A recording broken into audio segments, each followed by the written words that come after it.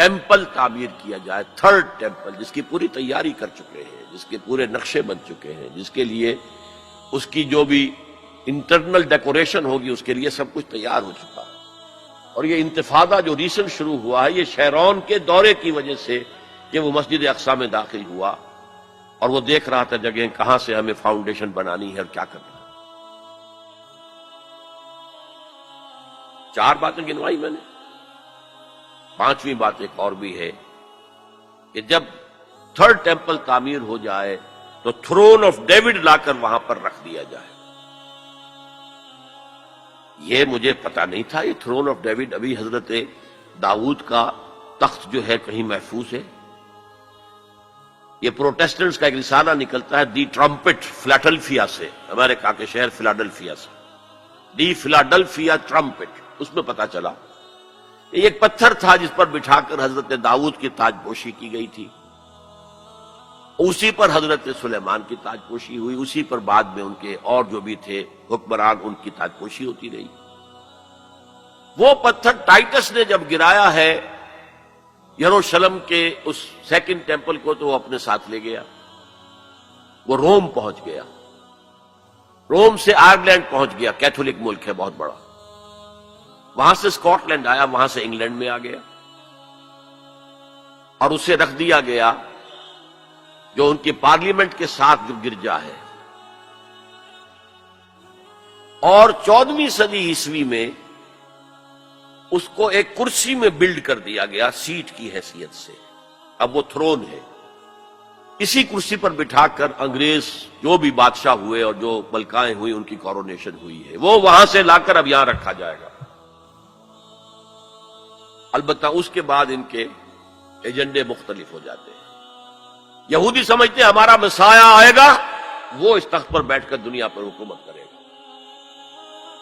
اس کے لیے بھی سمجھ لیجئے ان کے مسیحا سے مراد کیا ہے۔ ان کے ہاں چلی آ رہی تھی پیشین گوئیاں کہ ایک مسیحا آئے گا جو تمہارے دلدر دور کرے گا، تمہیں عظمت تک پہنچائے گا۔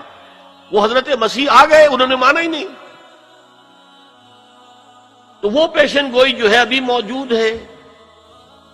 دی پوزیشن از ویکنٹ، ابھی تک وہ مسیح نہیں آیا، they are waiting for their مسیح، اس لیے کہ مسیح کو تو مانا نہیں۔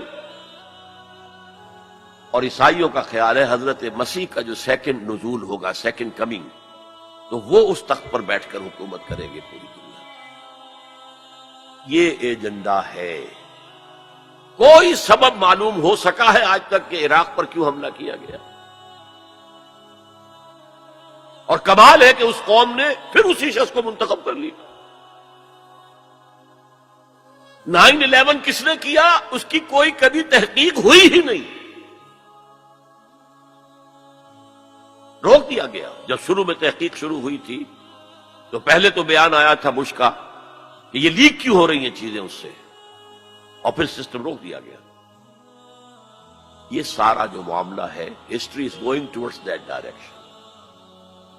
لیکن بہرحال اس میں جو مسجد اقصی کی شہادت کے بعد اور قبۃ الصخرہ کے گرانے کے بعد جو خون کھولے گا عرب نوجوانوں کا، اس کا آپ اندازہ نہیں کر سکتے۔ عرب کے اندر جوش تو اب بھی ہے، نوجوانوں میں بہت ہے۔ وہ ایک ایسی بات ہوگی کہ جس پر خون جوش کھائے گا، اور اس سے پہلے تو یہ حکمران کہ جو ویسٹ کے گماشتے ہیں یہ انہیں قتل کریں گے، بھونیں گے، اور پھر یہ کہ کرسچنز اور جیوز، اور انہیں جیوز میں سے اینٹی کرائسٹ بھی کھڑا ہو جائے گا، دجال۔ یہ مقابلے ہونے ہیں، لیکن میں اب تفصیل میں نہیں جانا چاہتا۔ لیکن ان کے ذریعے سے عالم عرب پر تو بہت بڑا، بہت سخت عذاب آئے گا۔